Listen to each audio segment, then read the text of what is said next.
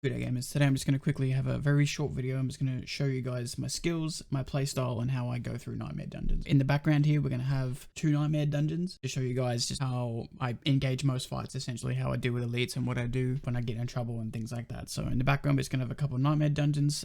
They're both not too high level. The monsters are only 81, so they're only 2 levels higher than me, although they are a little bit stronger.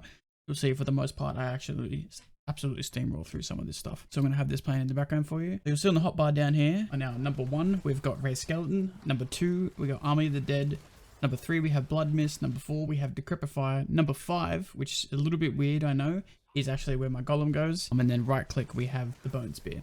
So most fights we engage in, every time we enter a room or come across a pack of mobs, we put Decrepifier underneath all of them. Decrepifier obviously immediately triggers the slow and the damage reduction, which I think is the most important because some mobs, when they get aggroed, they get a little bit too fast and they approach you too fast. But if the slow is procced, or if they do a big lunge attack or a lunge attack or whatever, at least that damage reduction's procced.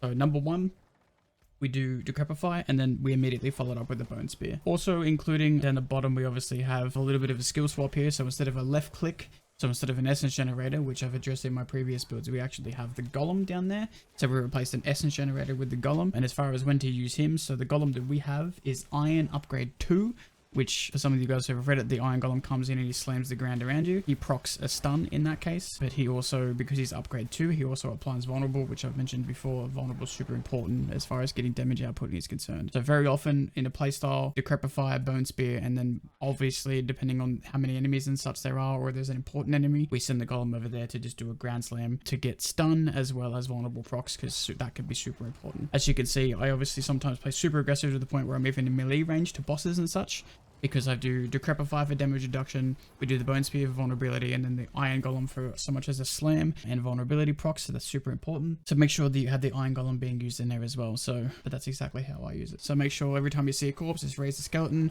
if you wish to get minion damage as well as minion health, but also keep in mind that it's used for your essence as well, so try and, you know, balance out getting your essence and healing them.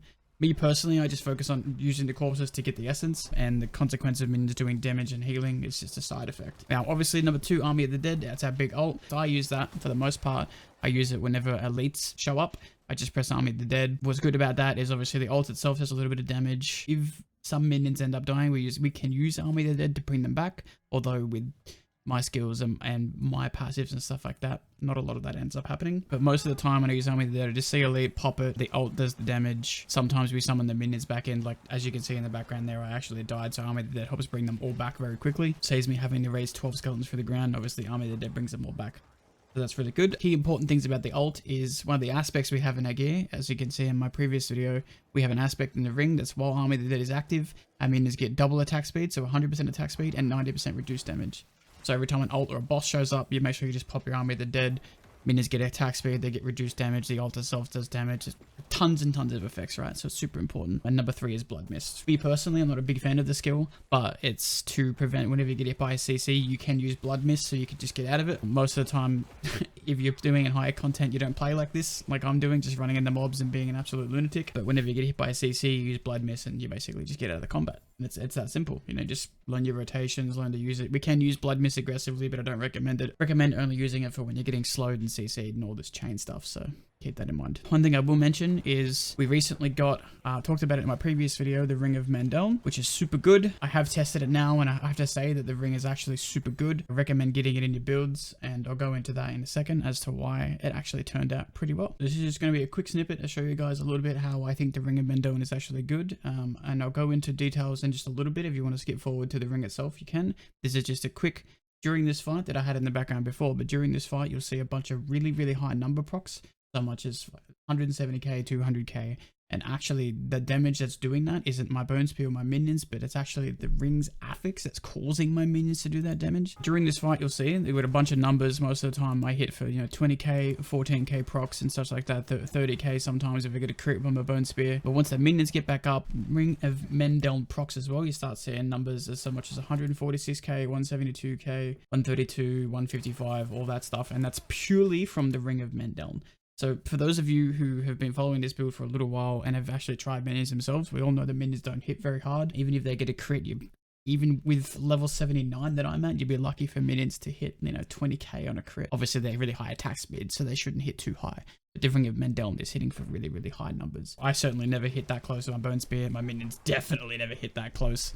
We actually did some research on the stream yesterday and we found out that the Golem hits actually a very small amount of numbers, so that's super unfortunate as well. You know, and he's mostly for using his skill as well as being able to survive a lot of stuff, and he's very tanky. But as far as damage goes, it's actually pretty lackluster, to the point where I'm not even sure if I'm going to be investing into the Golem board anymore. I might just be investing for a little bit here and there, but it's going to be mostly going in there for the glyphs. Here we have my Ring of Mendeln. I got this yesterday on the stream. I was super lucky. We got the lucky hit chance, minion attack speed, maximum minion life, and thorns. Unfortunately, the thorns is just there. Nothing we can do about it, but we use this purely for the affix. Upon a lucky hit, there's up to 10% chance to empower all your minions, causing the next attacks from each to explode, or anywhere between 14,532 all the way up to 19,376. Fortunately, we got a really high roll of 18k on this, but what's really strange about it is after running a couple dungeons, and in the footage you saw just a little bit earlier, the numbers are actually hitting upwards of almost 200k.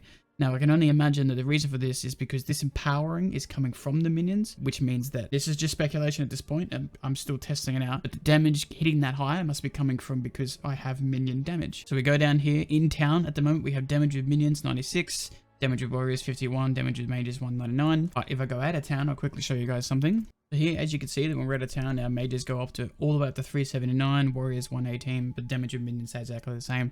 Now, I can only imagine this is because we have attack speed bonuses. We get attack speed, and the reason we have those, if you followed the skill tree all the way down to the bottom, you have such things as like when healthy, you gain attack speed. After not taking damage for an X amount of time, you gain attack speed. This is just an assumption for me, but once the attack speed gets triggered, then technically their damage number goes up. Otherwise, it could be other stuff in the background that I can't remembering or I'm not sure of.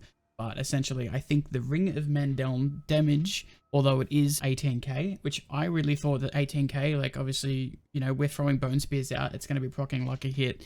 That percentage is going to be a little bit better than some of the rolls we can get on rings anyway. I thought it would be good, but for some reason it's hitting, you know, even with crits, almost up to 200k.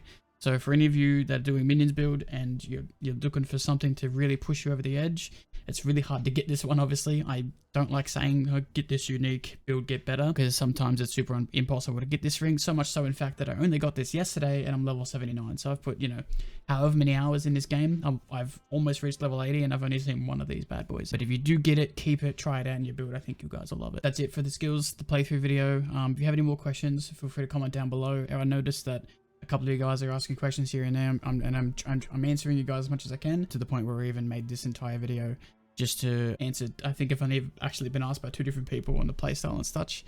Even though I addressed it in previous videos, I figured I'd make a video with just the playstyle with a little bit of information and update on the Ring of Mendeln. Anyway guys, thank you for watching. I appreciate the love and support. A couple of you guys have come over to Twitch and showed your love too, so I really appreciate that.